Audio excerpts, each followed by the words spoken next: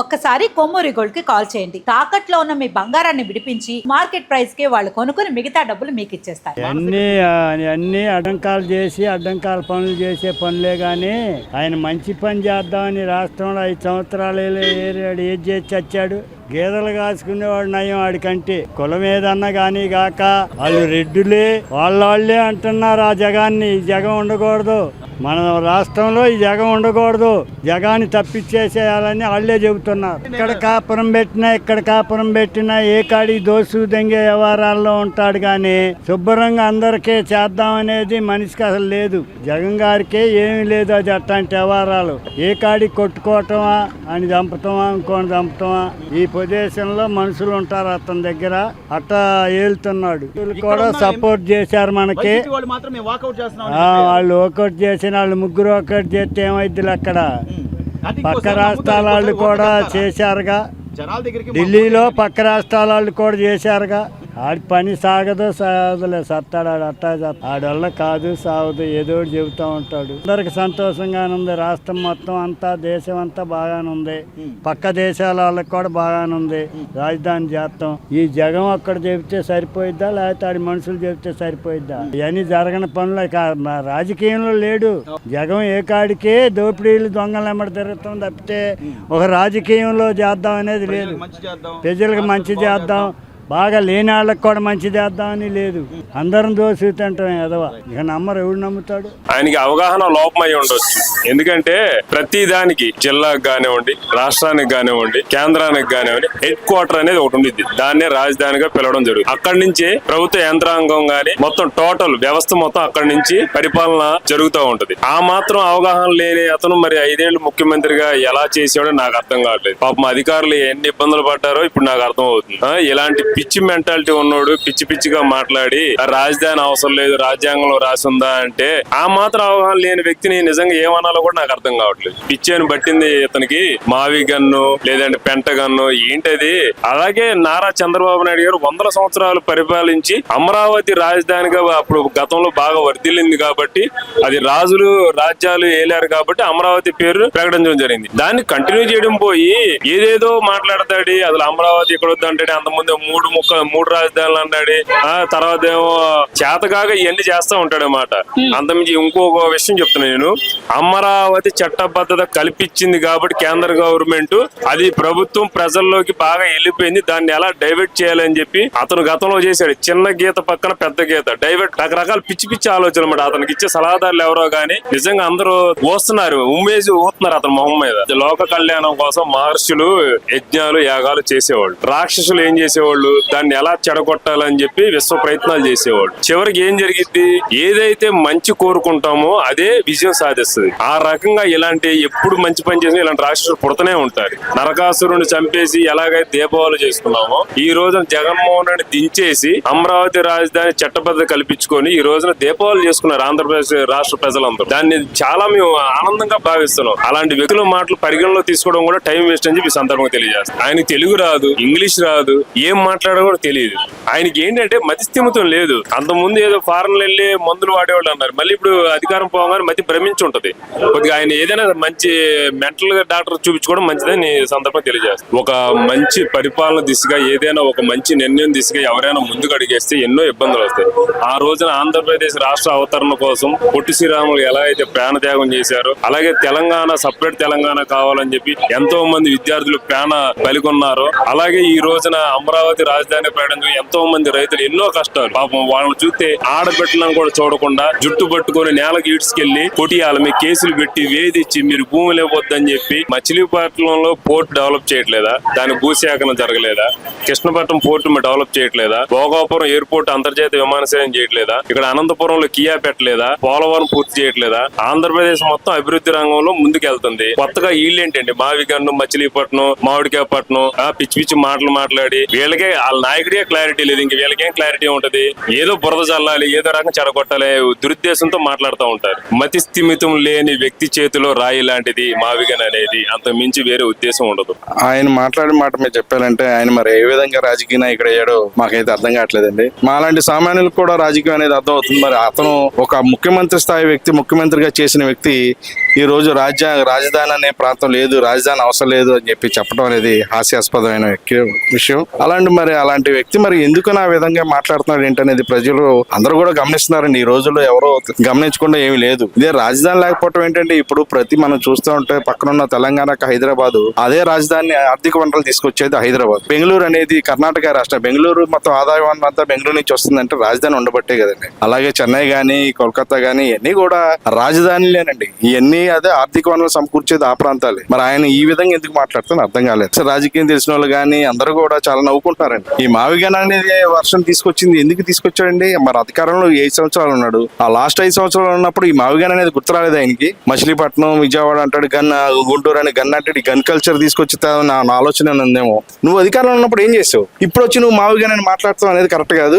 అక్కడ చేస్తున్న అమరావతి అనేది సరైన కరెక్ట్. అది ఏ సంస్థలు వచ్చినా గానీ ఎన్ని ఎకరాలలో 100 ఎకరాలు ఇవ్వాల్సి వచ్చినవి ఉంటాయి. అలాగే ఇన్స్టిట్యూషన్స్, యూనివర్సిటీలు, హాస్పిటల్స్ మొత్తం అన్ని రకాలుగా విధంగా అమరావతి అనేది అనుకూలమైన ప్రదేశం అండి. ఈ మావిగన్ అనేది పిచ్చి మాటలు, హాస్యాస్పదమైన మాటలు మాట్లాడుతున్నాడు.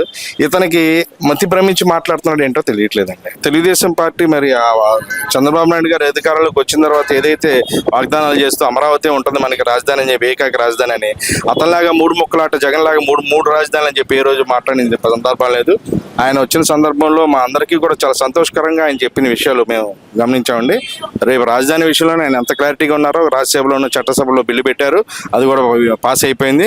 కాబట్టి ఎవరు కూడా ఈ రాజధాని ఆపే పరిస్థితి ఎక్కడా లేదండి, ముందుకెళ్తుందని తెలియదు. ఎందుకంటే గడిచిన 5 ఏళ్లలో రాజధాని లేని రాష్ట్రంగా దేశంలో చాలా అవమానాలు పడ్డాం. ఏ రాష్ట్రంకి వెళ్ళినా కూడా మీకు రాజధాని లేదు అని ఒక ఫీలింగ్ ఉండేది, చెప్పుకోలేని పరిస్థితులు ఉండేది. అయితే మేము సగర్వంగా చెప్పుకుంటున్నాం ఈ కూటమి ప్రభుత్వం వాళ్ళు చేసిన త్యాగం మామూలు త్యాగం కాదు. అది స్వాతంత్రం కోసం ఎట్లా పోరాడారు, అప్పట్లో పోరాడారు.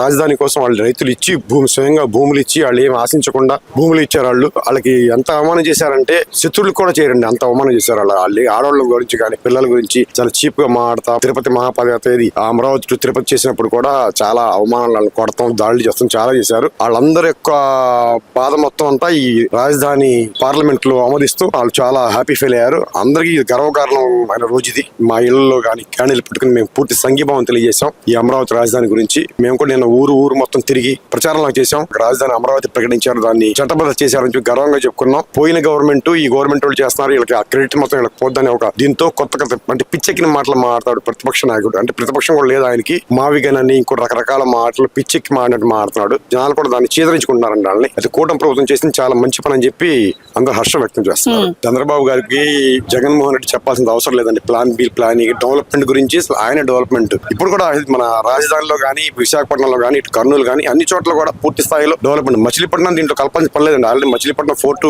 శంకుస్థాపన అయిపోయింది, వర్క్ జరుగుతుంది, అక్కడ డెవలప్మెంట్ అక్కడ అయిపోతుంది. ఏంటంటే డిస్టర్బ్ చేస్తాం కోసం ఒక ఇదనమాట. ఈ మచిలీపట్నం డిస్టర్బ్ చేయాలి అక్కడి నుంచి ఇక్కడికి అని చెప్పి వాళ్ళలో కూడా ఏంటంటే రాజధాని మాకు వస్తే బాగుంటుందని ఒక ఫీలింగ్ తెప్పిస్తాం కోసం పుట్ట అంతకుమించి ఏమి లేదండి. ఇవన్నీ ఏంటంటే ఫేక్ మాటలండి, ఫేక్ మనుషులు, ఫేక్ మాటలు.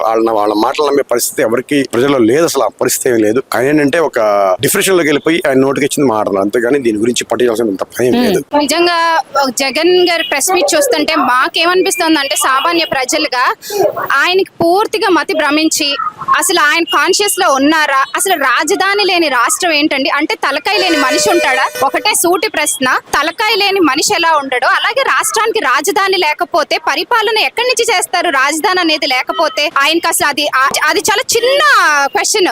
చిన్న పిల్లల్ని అడిగినా కూడా రాజధాని అవసరమా లేదా అంటే అవసరం అని చెప్తారు. అలాంటిది ఆయన రాజధానే వద్దంటున్నాడు అంటే ఏంటి? అసలు ఆయన మెంటల్ స్టేటస్ ఏ విధంగా ఉంది? మావి గన్ను పెట్టమంటారో, మావి జగన్ పెట్టమంటారో, మన సంస్కృతే గన్నులు కత్తులు సంస్కృతిని తీసుకొచ్చి రాష్ట్రానికి కూడా అంటించాలని చూస్తున్నారు. సార్ మీరు అసెంబ్లీకి వెళ్ళి అసెంబ్లీలో పెట్టే రోజున మీరు ఒక ఎమ్మెల్యేగా పులివెందుల ఎమ్మెల్యేగా మీకు బాధ్యత ఉంది కదా, ప్రజలందరూ చూస్తున్నారు కదా. ప్రజా నేతగా నేను ఉండాలి అనుకున్నప్పుడు అసెంబ్లీకి వెళ్ళి నాకు ఒక క్లారిటీ ఇవ్వండి, లేదా మీకున్న డౌట్స్ ఏంటో మరి అడగకపోయారా? అలాగా ప్రజల ముందు అడగాల్సినప్పుడు అడగకుండా ఒక ప్రెస్ మీట్ పెట్టేసి నీకు అనుకూలమైన ఛానల్స్ నీ ముందు కూర్చోబెట్టుకుని ఇదేమన్నా స్కిట్ అనుకుంటున్నావా లేకపోతే ఫన్ చేద్దాం అనుకుంటున్నావా? ఒకటి 2014 నుంచి 19 వరకు బలమైన ప్రతిపక్షంగా ఈ రాష్ట్రంలో ఉన్నారు.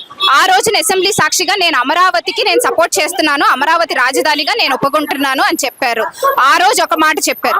మళ్ళీ 2019 నుంచి 2024 వరకు వాళ్ళ ప్రభుత్వం ఉన్నప్పుడు అబ్బబ్బే ఒక రాజధాని కాదు అని ఆ రాజధాని మీద వేయాల్సిన అభాండాలన్నీ వేసి రైతుల త్యాగాన్ని, ఆ అసెంబ్లీ సాక్షిగా రైతుల త్యాగాన్ని మీరు అవహేళన చేసి ఆ రోజున 3 రాజధానులు అన్నారు. పోనీ అట్లీస్ట్ ఆ మాట మీద నువ్వు నిలబడ్డావా? మళ్ళీ ఈ రోజున 11 సీట్లతో నిన్ను ప్రజలు కూర్చోబెడితే నువ్వు ఇప్పుడు ఏమంటున్నావు? మళ్ళీ మావిగన్ అంటున్నావు. ఫస్ట్ అసలు నీకు క్లారిటీ లేదు. నీ క్లారిటీ లేని విధానం. నువ్వు ఇంకొక విషయం ఏంటంటే నేను మడమ తిప్పను మాట తప్పను అంటావు. నువ్వు మడమ తిప్పుతావు మాట తప్పుతావు అనేది ఈ ఒక్కటి చాలు నీకు ఉదాహరణ. ఇవాళ అమరావతి నిజంగా స్వతంత్ర భారతదేశం వచ్చిన తర్వాత 1600 రోజుల పాటు ఒక ప్రజా ఉద్యమం నడిచింది. ఏ రాజకీయ పార్టీ అండలేకుండా ప్రజలు ఉద్యమం చేశారు అంటే నాకు తెలిసి ఈ స్వతంత్ర భారతదేశంలో అమరావతి అని మనం చెప్పుకోవాలి. ఎందుకు అంటే అది వాళ్ళ కోసం, వాళ్ళ పిల్లల కోసం ఇవ్వలేదు. ఒక రాష్ట్ర మనుగడ కోసం, ఒక రాష్ట్ర అభివృద్ధి కోసం ఆ రోజున అమరావతి రైతులు తమ పొలాల్ని త్యాగం చేశారు. అదేమి బీడు భూములు కాదు. ఆ రోజున అమరావతి రైతులు ఇచ్చింది సంవత్సరానికి 3 పంటలు 2 పంటలు పండే భూమిని. ఈ ప్రజలు ఈ రాష్ట్రానికి మంచి జరగాలి, మా రాష్ట్రం ముందుకెళ్ళాలి అని ఆనాడు ఒక నాయకుడి మీద నమ్మకంతో కొన్ని వేల ఎకరాల భూములు, 30,000 ఎకరాల భూములు ఆ రోజున అమరావతి రైతులు ఇచ్చారు. అమరావతి రైతుల త్యాగాన్ని నువ్వెంత అవహేళన చేశావు? ఆ అమరావతి రైతులని నువ్వెన్ని ఇబ్బందులు పాలు చేశావు? 9 నెలల గర్భవతిని నువ్వు కాలుతో తన్నావు, వాళ్ళని రోడ్ల మీద కూర్చోపెట్టావు, రోడ్ల మీద అన్నం తినేలా చేసావు. అమ్మవారి గుడికి వెళ్తున్న వాళ్ళని నీ బూటకాళ్లతో పోలీసులతో తన్నించావు. కంచెలు కట్టుకుని నువ్వు రోజు సెక్రటేరియట్కి వెళ్ళావు.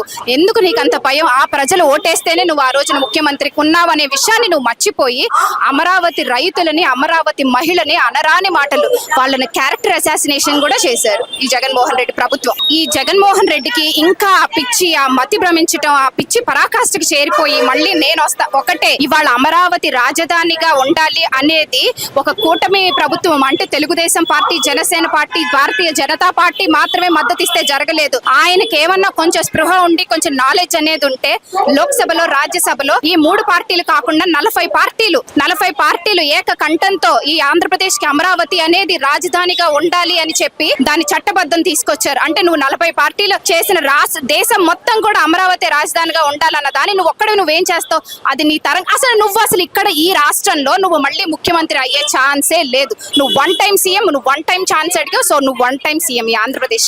జగన్మోహన్ రెడ్డికి ఈ రాష్ట్ర ప్రజలు షాక్ నుంచి ఇంకా బయటపడలా. ఎందుకంటే 154 సీట్ల నుంచి 11 సీట్లకు బయటపడి జగన్మోహన్ రెడ్డి రాష్ట్రాన్ని 3 ముక్కలు రాడేశారు జగన్మోహన్ రెడ్డి. ఇవాళ కూటమి ప్రభుత్వం అమరావతి రాజధాని పూర్తి ఏకైక రాజధాని అమరావతి ప్రకటించాలని చిప్పు తెప్పడం ఏంటి? ఆయనకి ఏం అర్థం కావట్లా. ఏంటి పరిస్థితి?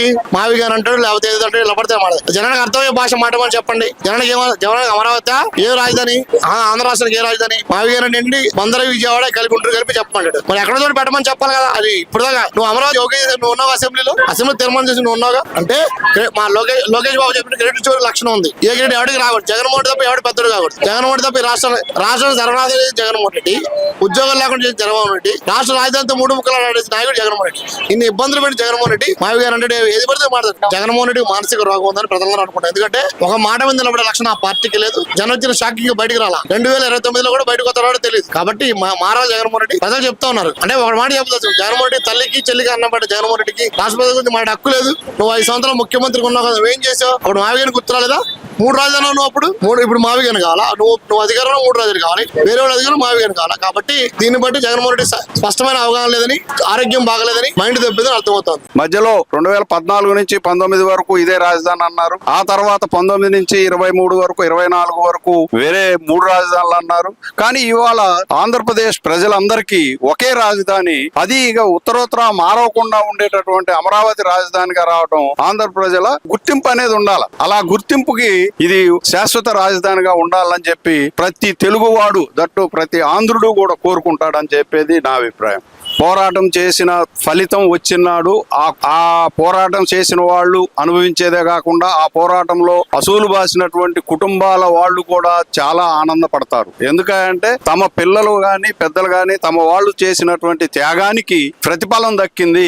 ఖచ్చితంగా మరి అటు కుటుంబాలు గాని మరి అనేక మంది ఆ ఉద్యమము, అమరావతి ఉద్యమంలో మహిళలు చాలా ఇబ్బందులు పడ్డారు. అప్పుడు ఎన్నో కుటుంబాలు ఎన్నో రకాలుగా వాళ్ళని అనేక రకాలుగా క్యారెక్టరైజేషన్ కూడా చేసి విమర్శించి పెయిడ్ ఆర్టిస్టులు అని చెప్పి కూడా వాళ్ళని ఇబ్బంది పెట్టారు. వాళ్ళందరి గుండెల్లో ఎంత ఆనందం ఉంటది. ఇవాళ శాశ్వత రాజధాని వాళ్ళు కోరుకున్నటువంటి రాజధాని శాశ్వతంగా ఏర్పడిందంటే ఖచ్చితంగా వాళ్ళ ఆనందానికి హద్దులు ఉండవు అనేది నా అభిప్రాయం. మధ్యలో మూడు ముక్కల ఆట అని రోడ్లమ్మటి పేకాట వాళ్ళు ఆడుకున్నట్టుగా మూడు ముక్కల ఆట అని చెప్పి 3 రాజధానులు అనేటటువంటిది ప్రతి ఒక్కళ్ళు విమర్శించారు. అది చదువుకున్న వాళ్ళమే కాదు, చదువు రాని వాళ్ళు కూడా రాష్ట్రానికి ఒక రాజధాని ఉంటది. 3 రాజధానులు అంటే ఏ ఆఫీస్ ఎక్కడుంది? ఇవాళ అమరావతికి వచ్చాము, ఇవాళ అమరావతిలో ఒక మంత్రిని కలవటానికి వచ్చినాం, ఆ మంత్రి గారిని కలిసినాం, ఇంకో శాఖ మంత్రి గారిని కూడా కలవాలనుకున్నాం అనుకోండి, అక్కడనే పక్కనే ఉన్నటువంటి సెక్రటరియట్ లో పక్కనే ఉన్న ఛాంబర్కి పోతాం, మంత్రి గారు లేకపోతే కన్సర్న్ సెక్రటరీకి చీఫ్ సెక్రటరీకి ఇచ్చిపోతాం అప్లికేషన్. కానీ మరి 3 రాజధానులు ఉంటే ఎక్కడ తిరగాలని మేము ఎంత బాధాకరంగా ఉంటది అది. మరి అది ఎందుకని అన్నారో మాకు పెట్టిన వాళ్ళకే తెలియాలా దాని అర్థం. కానీ సామాన్యులు ఎవరు కూడా 3 రాజధానులు అంటే మాత్రం కోరుకోరు. ఒకే సింగిల్ రాజధాని ఉండాలా. అది కూడా మొదట ఏదైతే అనుకున్నామో అది ఇది నడిబొడ్డులో ఉన్నది. అటు వైజాగ్ నుంచి కానీ, శ్రీకాకుళం నుంచి కానీ, ఇటు కర్నూలు నుంచి కానీ ఎక్కడ చూసినా కూడా ఇది సెంటర్ లో ఉన్నది, అందరికీ అందుబాటులో ఉన్నది. ఇప్పుడు కూడా నేను పేరు చెప్పటల్లా, కానీ ఆ పేరు ప్రకటించిన ఆయన సంస్కృతి ఏంది? గన్ సంస్కృతి. గన్ను, గొడ్డలి, లేకపోతే గులకరాయి, కోడికత్తి ఇలాంటి ఉన్నటువంటి సంస్కృతి ఉన్నాడు కాబట్టి ఆ గన్ సంస్కృతి ఆయనకు ఉంటది కదా. చివరి గన్ రావాల్సిందే. అంటే మొదట కోడికత్తి అయిపోయింది, తర్వాత గొడ్డలి అయిపోయింది. ఈసారి గన్ తో తల్లికో చెల్లికో మరి ఎవరికో ఒకళ్ళకి గన్ను చూపెడతాడేమో అనే గన్ చూపెట్టాలి, మరి ఈసారి అధికారంలో రావాలనే ఉద్దేశంతో ఆ గన్ను ఉపయోగించింది అనేది నా అభిప్రాయం. రాజధానిగా ఆమోదించారు. ఒక విశాఖ వాస్తవాన్ని మీరు ఎలా ఫీల్ అవుతుంది? మాకు మంచి పనే జరిగింది. మాకు డెవలప్మెంట్ అవుద్ది, అన్నీ ఉంటాయి. ఇల్లు లేకుండా సొంత ఇల్లు అని ఇప్పుడు ఉంది. సొంత ఇల్లు లేకపోతే ఏం చేస్తాం అది. సరే, ఇప్పుడు అక్కడ అమరావతి రాజధాని అవడం వల్ల మన విశాఖపట్నం కానీ, కర్నూలు, తిరుపతి ఇవన్నీ డెవలప్ అయ్యే అవకాశాలు అన్నిటికీ ఉందండి. మెయిన్ వైజాగ్ ఎక్కువ ఉందండి అది. సరే, ఇప్పుడు వైజాగ్ చూసినట్లయితే అనేక రకాల కదండి. వస్తుంది గూగుల్, అలాంటి కంపెనీలు వస్తే పిల్లలు బాగుపడతారు. సొంత ఇల్లు, సొంత ఉద్యోగం, ఎక్కడికి వెళ్ళి బతికి కంటే ఇక్కడ బతుకుతాం. అది అక్కడ 100 ఇచ్చినంటే ఇక్కడ 10 రూపాయలు ఇచ్చిన చాలు. సరే, ఇప్పుడు మరి అసలు రాజధాని అవసరం లేదని జగన్మోహన్ రెడ్డి అంటాడు. దేశానికి ఉండాలి కానీ రాష్ట్రానికి అవసరం లేదు అంటున్నాడు. సొంత ఇల్లు అవసరం ఉన్నోళ్ళకి అవసరం లేదు. అది సొంత ఇల్లు అందరికీ అవసరం ఉండదు. ఇది అద్దెంట్లోనే అన్నాలని ఉందామని. అది సరే, మన గతంలో 3 రాజధానులు, ఇప్పుడు రాజధాని అవసరం లేదంటే అసలు ఇలాంటి మాటలు ప్రజలు ఏ విధంగా తీసుకుంటారు? ఏంటంటే బాగా కమ్మగడతారండి అందరూ. ఏ విధంగా అంటే శుభ్రంగా లేదు అని గడుకోరు ఇల్లు అంతా ఎవడో నమ్ముతాడు. అది కూటమి ప్రభుత్వం వచ్చిన తర్వాత ఎలా అనిపిస్తుంది? బాగుందండి. అందరూ శుభ్రంగా అల్లరి లేకుండా శుభ్రం పోతారు. అది ఇప్పుడు మన విశాఖపట్నంలో కూడా అనేక రకాల కంపెనీలు వస్తున్నాయి. భోగాపురం వచ్చింది, అనకాపల్లిలో కూడా స్టీల్ ప్లాంట్ అనేది కూడా శంకుస్థాపన చేస్తారు. ఇవన్నీ చూస్తుంటే మీకు ఎలా అనిపిస్తుంది? మంచి పని చేస్తున్నారని మాకు టోటల్ అయితే ఒక నమ్మకం అనేది ఏర్పడిందండి. ప్రజలకి అందరికి బాగుంది. ఏదో తినడానికి ఉంది, శుభ్రంగా వెళ్తాను. టెన్షన్ లేదు. ఈ రోజు ఎక్కడ రేపు అక్కడ లేదు. మరి జగన్మోహన్ రెడ్డి మళ్ళీ నేను పాదయాత్ర చేస్తాను అధికారంలో కోసం, మళ్ళీ ప్రజలు నమ్మే అవకాశం ఉందంట. దాన్ని చెప్పుకోలేమని ప్రజలు ఇష్టం. అది ఈ జనాలు ఏమిటంటే ఎవడు మంది ఇస్తే ఓడిగా ఇది ఇస్తే ఆడకాశం అన్నట్టు మాట్లాడతారు. లాస్ట్కి వెళ్ళేవాడికి ఎలాగంటారో తెలియదు. ప్రస్తుతానికైతే ఇప్పుడు ప్రభుత్వం వచ్చిన తర్వాత బాగుంది.